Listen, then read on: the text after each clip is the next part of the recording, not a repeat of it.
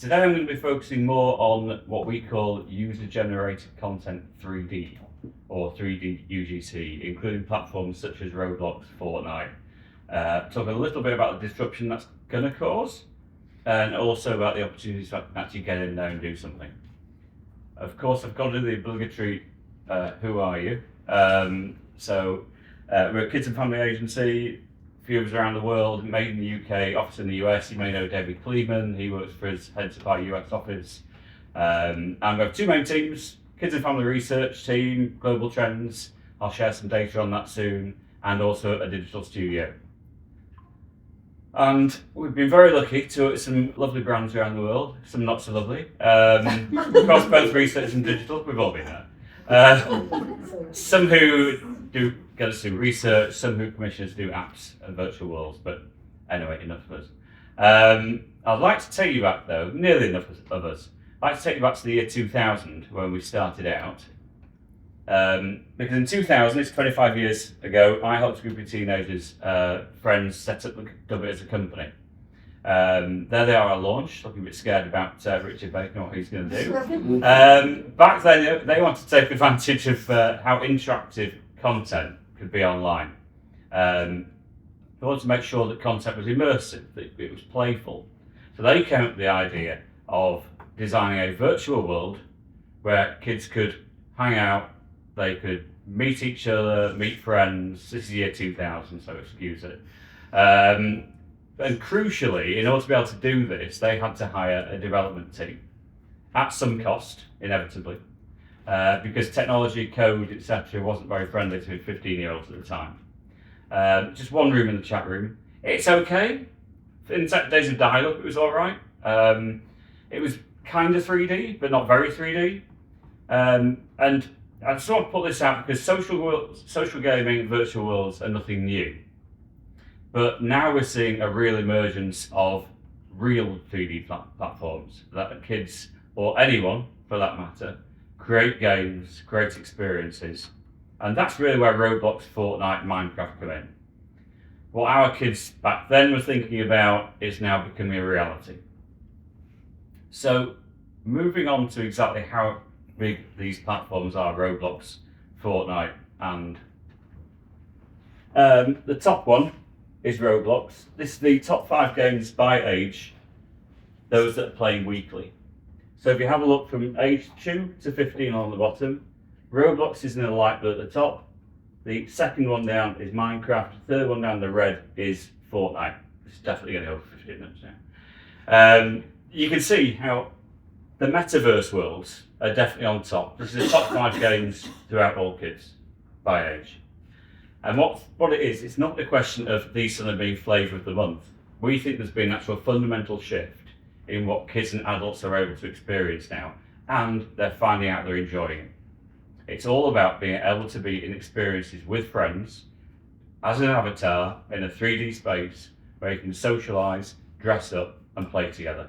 And you may think, well, that's fine, I'm not bothered about that, that's not our business. But the trouble is, the more of that 3D content that goes out there, the more it steals time away from other content. And it's not the first disruption in media we've seen that's caused by user-generated content, is it, Vishal? So during the last 20 years of the internet, we've seen 2 major ways of UGC disruption. So first, UGC text, Blogger, WordPress, all of that. Newspapers and magazines became a little bit irrelevant. You've got news online delivered into our pockets. And then as bandwidth improved, technology improved, and hey presto, we've got UGC video with the lovely YouTube and latterly TikTok. And as bandwidth kept on improving, CPUs became more powerful. And now at the start of the third wave, we think. And you know how impactful those 2 waves have been before. This is UGC 3D. I'm not just saying UGC gaming, as we think the effects of this revolution spread far beyond just game platforms, because people being able to create in 3D is going to impact much more, such as retail. I'll talk about fashion, toys, and we're going to get on to what happens in Roblox in a minute. The fact that these people who invested in these platforms is Roblox MAUs going up to, so monthly average users, 300, it's now a lot more. They're creating social experiences on the platforms. People can find new games really easily rather than trying to look for apps. It's all in one place. And this leads to a steady increase in numbers. Roblox expect to have, by 2030, 1 billion monthly average users, which is significant. And obviously, this growth tends to then attract more creators, you get more content, you get more users, more money, more investment, and this becomes a flywheel that kind of creates a moat around that experience. And I think the markets that really get disrupted here are those markets that are in themselves social. So things that you do with friends. So gaming and media, live events, shopping, fashion, you bother about what you look like when you're out with friends. These are all going to get disrupted by 3D.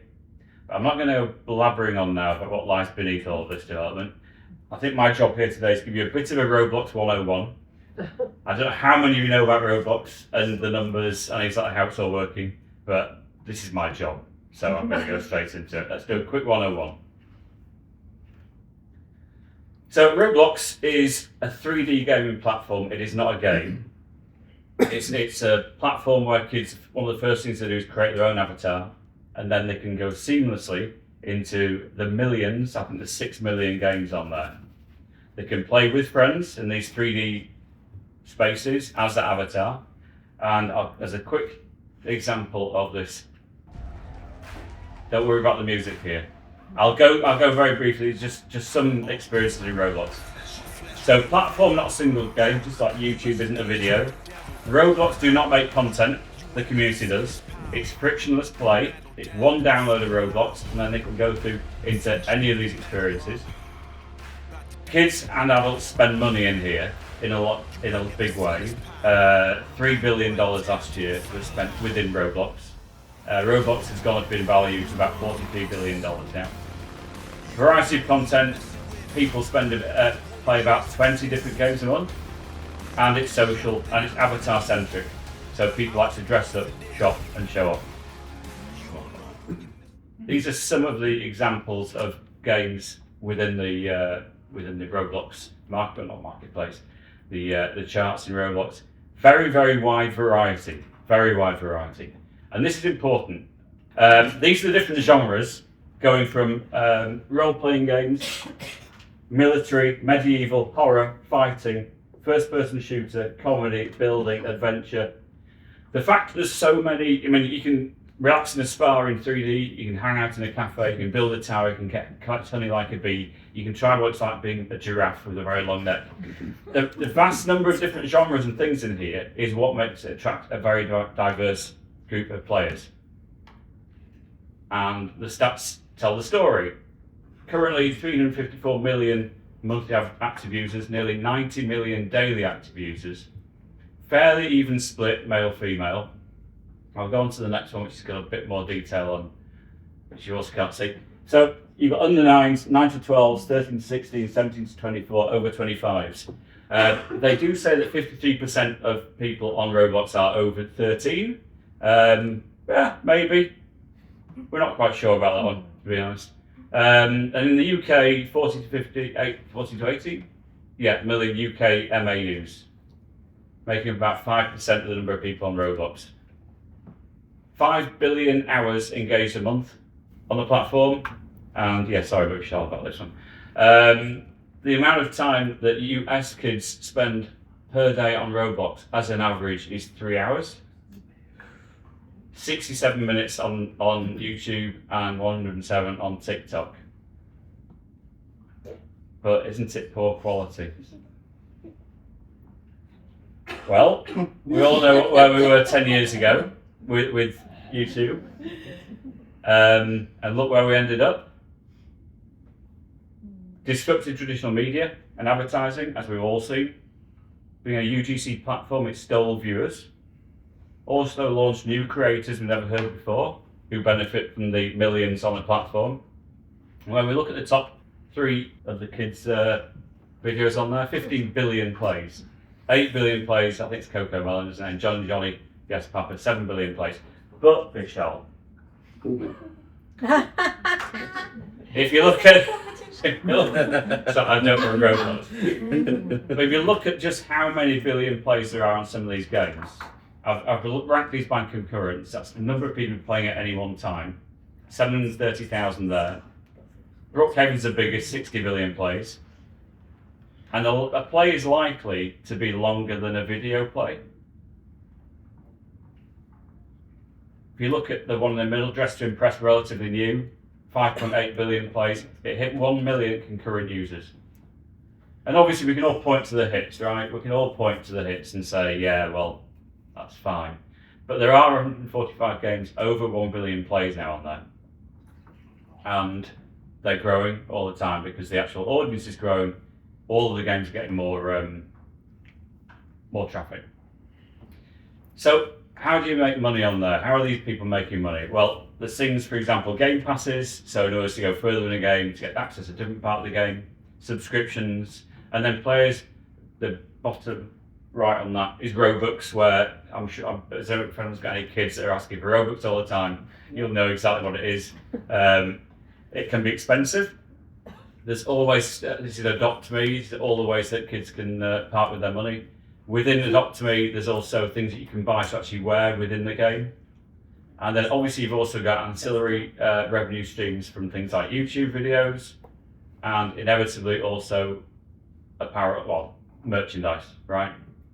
There's a lot of this going on, and there's a lot of the games have actually got that now. And not every game obviously is Adopt Me, but that's a UK couple of young people based, I think, London area. They allegedly make about $50 million a year out of that game.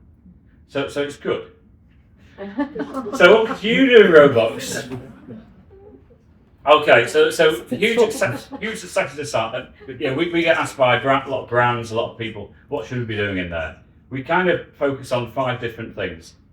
Fairly obviously, one is a standalone game, which all of those you've just seen are. For example, H&M, trying to get a new fan base. What they'll do is they'll create some messages they want in the game. This is all about sustainability, and then they'll generate new fans out of this as well as old fans. We did a thing in there with Stranger Things, which is a collaboration. If you bought the product on offline in the store, you also got it online for your character.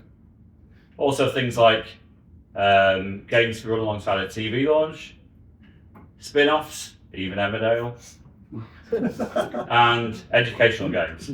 And if you don't think it's a place for kids' IP, and a lot of people say, I think our IP is too young for this. If you look at the number of Peppa Pig games that have been made by kids using that IP, most of it's about killing pigs, unfortunately. Paw Patrol, slightly more sanitised. But these are kids actually playing with IP that other people created. Now, you'd expect Disney to come down with like a ton of bricks, but they look at it as a fan art. So it's fan art, people playing with that IP. So that's standalone games. Quite expensive, anywhere from, say, $50 to $1 million in that space.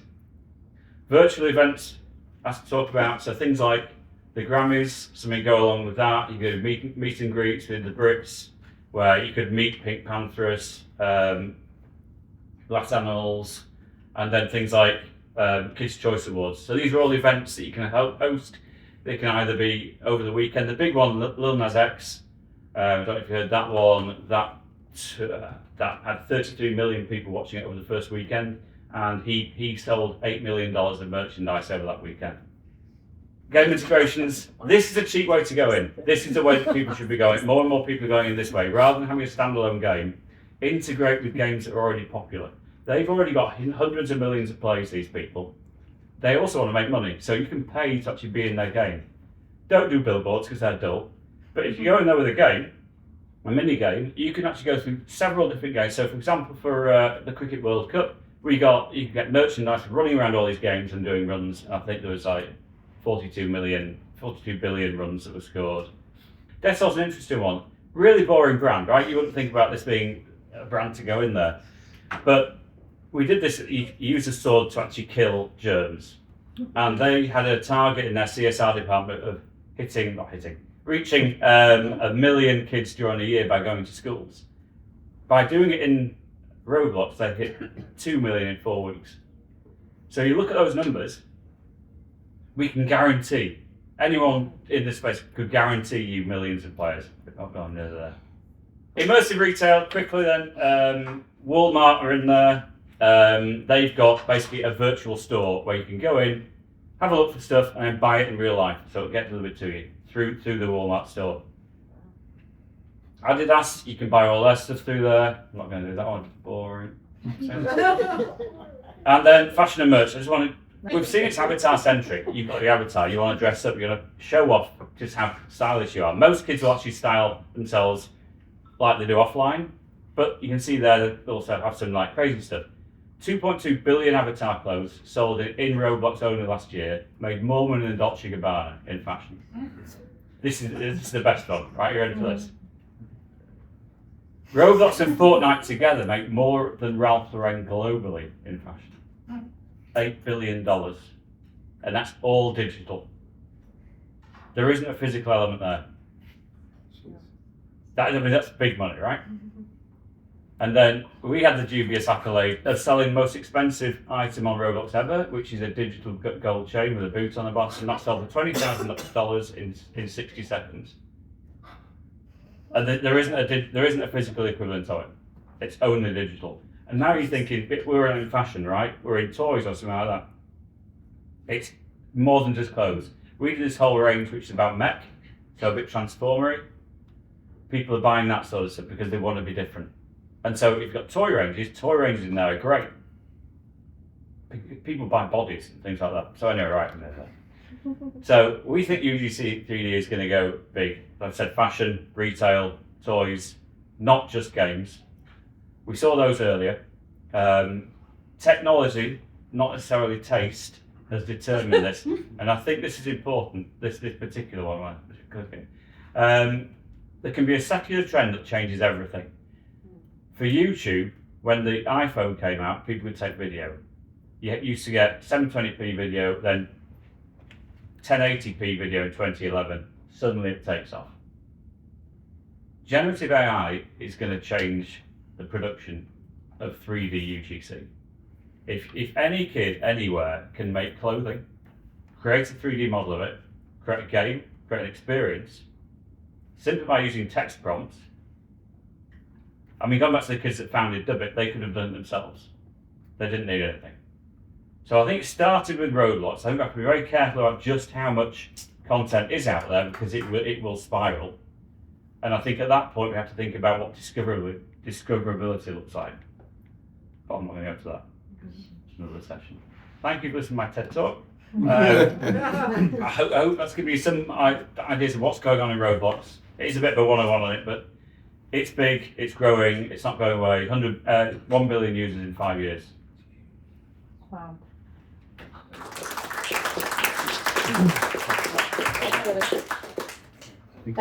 Thank you for that. I mean, I think we've got a bunch of people in this room who are incredible storytellers, people who make great content, who can entertain kids no end. So there is opportunities abound on Roblox, but for me, when I'm working with people such as yourselves, it's always the case that where do you start? How do you start? Is it £1 million just to get a game on there? Like, how do you even enter this space? Because it feels like there's creativity and revenue abound actually from this space. So how do they get in? Well, one quick thing is that final point about fashion and merch. A lot of you creating kids shows will probably want to monetize it through fashion and merch. You could always start with the merch and see what takes off. It's cheap. It may be $15 an item to create. See what takes off and then double down on that. And then do the TV series. That's an idea. Yeah, and then the thing to note is that it's in beta. The Shopify and Amazon storefronts are on beta, so it's going to be easier than ever to connect merch to Roblox. You can create an experience, and the user experience will be so seamless. You'll be able to just directly buy from your experience, which again is quite a game changer as well. So worth noting there. But anyway, thank you.